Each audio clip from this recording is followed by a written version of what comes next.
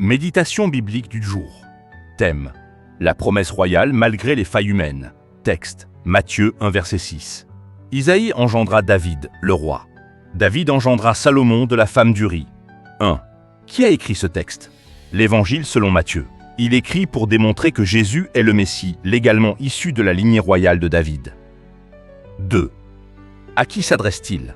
Principalement aux Juifs qui attendaient le Messie, mais aussi à toute personne qui lutte avec l'échec moral, la culpabilité et les conséquences du péché. 3. Genre littéraire. Il s'agit d'un genre narratif généalogique historique. Ce n'est ni une parabole, ni une hyperbole, ni une métaphore. C'est une déclaration légale établissant une descendance royale. 4. Contexte historique et biblique. Isaïe est le père de David, le grand roi d'Israël. David reçoit une promesse en 2 Samuel 7. Un de ses descendants régnera éternellement. Mais Matthieu rappelle aussi un épisode sombre. David engendra Salomon de la femme d'Uri, référence implicite à l'affaire avec Bathsheba. Matthieu ne cache pas la faute. 5. Analyse théologique. 2 vérités fortes, la royauté légitime et la réalité du péché. Matthieu ne dit pas Bathsheba, il dit la femme d'Uri. Pourquoi? Pour rappeler la gravité morale de l'événement. La lignée messianique passe par une promesse royale et une histoire marquée par la chute. 6. Définition des termes clés. Roi signifie titre officiel d'autorité souveraine. Engendra signifie transmission légale et dynastique. 7. Sens original du texte. Matthieu veut démontrer que Jésus est héritier du trône de David et que la promesse royale n'a pas été annulée par le péché. Le texte établit une continuité historique malgré la faute humaine. 8. Interprétation correcte. Il faut lire à la lumière de 2 Samuel 11 et 12, comprendre la théologie de l'alliance davidique et ne pas isoler le verset de son contexte narratif. Conclusion. Dieu reste fidèle à ses promesses, même lorsque l'homme échoue.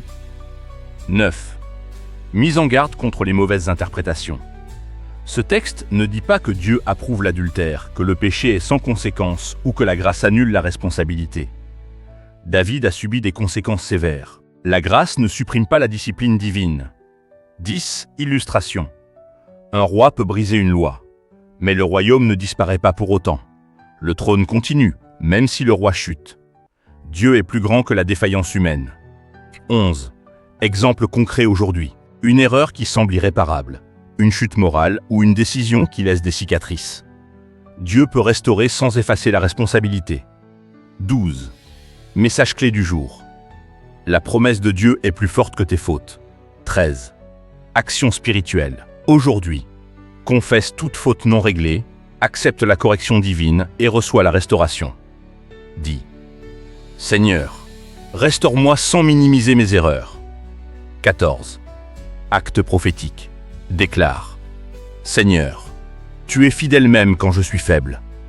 Ta promesse ne s'effondre pas à cause de mes fautes. Relève-moi et fais de moi un témoignage de ta grâce. 15. Prière.